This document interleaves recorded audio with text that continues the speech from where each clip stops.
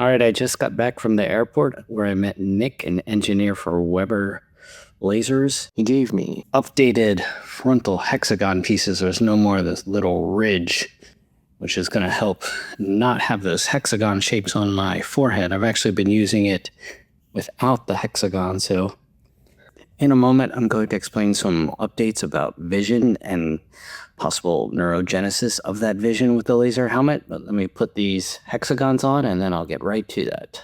Okay, there they are, firmly affixed. That only took a moment. That should make a nice difference. For reference, these were the old rubber hexagons. As you can see, this design is far superior. Nice and soft, that should help. So today I'm trying the helmet in pulsing mode. As you can see, it's flashing there. I'll explain why I'm doing that in a little bit. I don't want to just sit here staring at the flashing lights. But this affects the brain in a different way that may be beneficial to me. So when the session's over, I will discuss why I made this choice. A quick shot of my forehead about an hour later. As you can see, the markings fade very quickly. Not really a big deal. Probably another hour it'll be gone completely. And those new pieces, those rubber pieces, are definitely more comfortable. So it's really a minor concern for me, but something to be aware of. If you want to use a helmet and then you have like a meeting right after, you might want to time that a little better. But yeah, this is a small price to pay and it's very temporary. Hello, it's April 29th, 2026. I've been using my WeberBrain Pro laser photobiomodulation helmet for 1 month now. My primary goal of that helmet is to expand my visual field. For those who haven't seen my earlier videos, I am missing my left visual field due to a head injury I had in 1989. Over this first month, I haven't noticed any changes, nor do I expect to. I may never see any changes, is actually the truth of the matter, but got to try to find out. When I first received the helmet, I researched the settings I should use it at, and it was advised to start out slow at a lower intensity, possibly pulsing the light at a shorter time frame. And for me, my personality, I was like, no, I'll just start out 100% intensity, continuous wave, maximum session, which is 30 minutes. And at first that all seemed to be going fine, and no side effects. But I did gradually note that my sleep was shifting. I seemed to be going to bed later and later and sleeping a shorter and shorter amount of time. And I was like, okay, that's interesting. Why is that happening? And it got to the point where I was sleeping very little. And I researched that. And so I'm wearing this helmet and it's shining all this light into my head. And basically it changed my circadian rhythms, like jet lag. My brain was confused what is night and what is day. So I was having this like Alaskan 24-hour cycle of light because of the helmet. So I realized, one, I could taper it down, which I have done. Now I'm doing 20-minute sessions. They have what's called continuous wave where the light just shines. But now I'm doing 10 hertz where basically it flashes 10 times a second. So I'm still getting a good amount of light, but not quite as much. And also that pulsing has a different effect. It starts to, rather than just pure irradiation, it will be sending signals to the brain. I've done that, but even with that, I still was not sleeping as well as I could have. So to counteract that, I started taking melatonin at a low dose, and I'm not going to take that every day. And also, I've decided not to use a helmet every day. I'm going to use it 5 days a week and take a break for 2 days. So I'm taking this melatonin, and already my sleep quickly has gone back to what it should be. And it's really amazing how different your life is when you sleep and you don't sleep. You don't look as good, you don't feel as good. And ironically, I'm using this helmet to improve my brain health, but it was making me slower and slower because I wasn't sleeping enough. Things seem to be back on track now, adjusting my usage protocol and also periodically supplementing with the melatonin.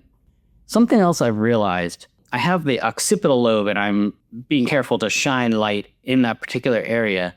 And the goal of doing that is not necessarily to regenerate brain tissue. I don't believe any human in history has regenerated lost brain tissue, but there can be nerves and neurons damaged on the periphery, which you can bring back to life through oxygenating them through the light and mitochondria. So that is one goal, and that was my original goal, to possibly expand my field of view. However, I've recently learned about something called the superior colliculus, and that's all part of the brain called the colliculus. There's also an inferior colliculus. And this is in the dorsal part of the midbrain. That's the back of it. And the brain can be sliced and diced so many different ways. This is in the midbrain. Now, the superior colliculus also affects vision. All this time I did not know, other than, your eyes, the optic nerve, and the occipital lobe, there is another part, a major part of the brain that covers visual function. Now, this more so covers light and shadow and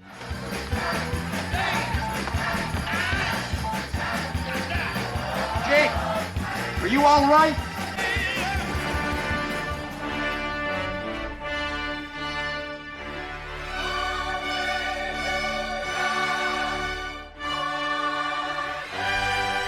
Bear.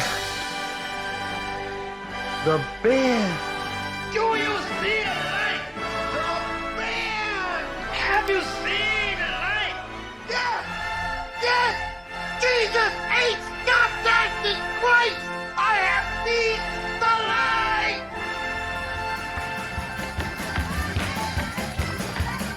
Now, that part of my brain has not been damaged. Now, one might think, okay, well, why can't I see light and shadow if that wasn't damaged? And the truth is, I don't really know why. Some people can and some can't. That's called blind sight. But it is possible using this laser light helmet and also various biofeedback things I can do to try to retrain the superior colliculus to take on the function of seeing light and shadow and improving my reaction to it, where something like a car or person was on my left, I might not necessarily see them in 4K vision, which the occipital lobe provides, but I would be able to see them through this superior colliculus. So that's exciting, and that's hopefully another benefit of the helmet done in tandem with biofeedback. And when I say biofeedback, one thing I've recently done using AI is I developed something similar to the Humphrey Field Analyzer. It's not quite as good because that has this concave structure and you can truly check the field, which is not just across a 2D plane, it's a 3D plane. But just using my computer screen and flashing dots, I have been able to develop my own visual restoration therapy and methodology of quantifying and testing my visual field progress. So both while I'm using the helmet and at times throughout the day, I'm taking this test. It serves two purposes. One, to quantify if anything has changed, and it hasn't. And two, the lights flash right on the border and right beyond the border of where I can see. So I'm doing the mechanical action of using this helmet, and then I'm also going to be doing these biofeedback mechanisms. This is a JavaScript application that runs in a web page that I built using Claude Code. Let's maximize that, give that a second to disappear, go through the different fields. So here you can save a CVS file and it has the statistics of how the different sessions went. You can do it for the left, right, or one or the other. I tend to focus just on the left field. And this range here, this is the 180 degrees you can see on my monitor. This is the foveal range in the middle. I'm mostly concerned with this left area, so I usually uncheck this right. This eccentricity zone, the word eccentricity means deviation from the middle, and when you say someone's eccentric, basically they're deviating for what's normal. So this can be spread all the way and covering the full 90 degrees. However, because I know that I can see a little bit right here next to the foveal zone, so I don't want to bother with that. And I also know I cannot see way out here to the far left. So I also don't typically want to see that, maybe someday. So I'll usually do something like that. You can see here is telling you the degrees which I'll be testing. So this can be changed between, I don't know, a very large amount or a very small amount. I typically use it around 70 or 80. So this flash interval is how long between each flash. If they're too close to each other, I don't really have time to respond, but if it's too long, the test will take a very long time. And then there's the dot visibility itself. So this is how often they flash and then how long it persists. And this can be adjusted in milliseconds. So typically I look at this crosshairs, but sometimes it can be hard to really get a central look at it. So I have this ability to add this line here. And I also added this ability that it beeps. And the point of that is to leverage a different sense. So I'm trying to see, but also having the ability to hear every time a dot appears might help to trigger the visual and neuroplasticity. I don't use this that often because it tends to lend to false positives, because I'll hear the sound and I'll click, but it can be useful sometime. Okay, so let's just do a quick test with 20 flashes. Start the test. So I will focus here. Then you can see the dots appearing. Now, if I see the dot, I'll click spacebar, and that will make the dot turn white. That helps me see that I've actually seen the dot. If I click and there's no dot, that's what I call a ghost click. And I can also pause it and then see how far it's going and then start it up again. So we see here we're at 7, 8, click that one too, click. Right now I'm looking diagonally. I can see more than normal, but typically I'd be looking straight at this line and I would only be clicking when I could see a dot. We're almost at the end here. Okay, we've reached the end of the test, and here's some stats here. Test complete. So the green is where I would have seen the dot and successfully clicked. The red is where I missed it. And these ghost clicks are, I thought I saw a dot, but I didn't. So that can be useful. Also, this highlighted slightly green region is the region I was testing. Again, I can test the full 180, but there's not really a lot of reason to do that right now. One thing I struggle with is I also have something called photophobia, where light persists. So I try to do this in a bright room, not like a dark room, because otherwise I will start basically imagining dots, because I'll see a dot and then the light from it will persist. But doing this in the middle of the day, and actually right after I've done a PBM session with my helmet, is the optimal time to do this. So this is what I'm doing. So this, for one, it tests the vision, but there's also right along this edge here, I might expand this out a little. This is called the transition zone. And what I'm trying to do is not test way out here where I know I can't see, and not test too close here. Also, just exactly this zone and just a few degrees out, try to expand it. That's called the transition zone. And then, the goal is eventually I see this and then I can really just see the edge and then it just expands. Now, most people do this and they do not have some type of fancy laser helmet, but I'm hoping with the addition of the helmet that I will be more successful in this. I actually did this test many years ago and it seemed to maybe help a little bit, but really not really. And that was true for me, but might not be true for other people. So now I'm revisiting this test again that I have with modern technology was able to design myself. And we'll see if I'm able to expand that vision. But if I am, that's something I'll be able to very clearly quantify. On that note, I have noticed that my cognition, my memory, and comprehension has enhanced some. It's the same feeling you get when you take a nootropic like ginkgo or lion's mane. They have a dozen different ones, and I do already take those. I am feeling that a little, but that's not really the point of what I'm doing. It has a risk of just being a placebo effect, and it's hard to quantify, so I'm really focused on this visual field, and this is the visual test that I made that will help me quantify it. Based on my research, I've been launching my custom visual training software immediately after removing my helmet. That decision is based on a physiological concept called metabolic priming. The WeberBrain Pro helmet emits multiple nanometer wavelengths, 650, 808, and 1064, each serving a different purpose. They trigger a massive release of nitric oxide in the blood vessels. This causes deep vasodilation, flooding my brain with oxygenated blood, including where the bulk of my brain damage occurred. While the blood flow increases, something even more powerful is happening at the cellular level. The light stimulates an enzyme in the mitochondria called Cytochrome C oxidase, which causes a temporary surge in ATP, adenine triphosphate. For about 30 to 60 minutes after a PBM session, our neurons have a surplus of energy. Neuroplasticity, the physical act of building new synaptic connections, is taxing for the brain. By starting my VRT exercises during this metabolic priming window, I can provide my brain with the energy and oxygenated blood it needs to support the formation of new visual circuits.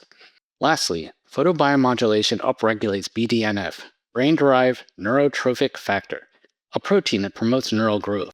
By having my eyes track the blinking lights in the software across my visual field, both where I can and cannot see during this peak window, I can direct the excess BDNF the laser therapy provides to the superior colliculus, my target region for activating and enhancing shadow and light blind sight.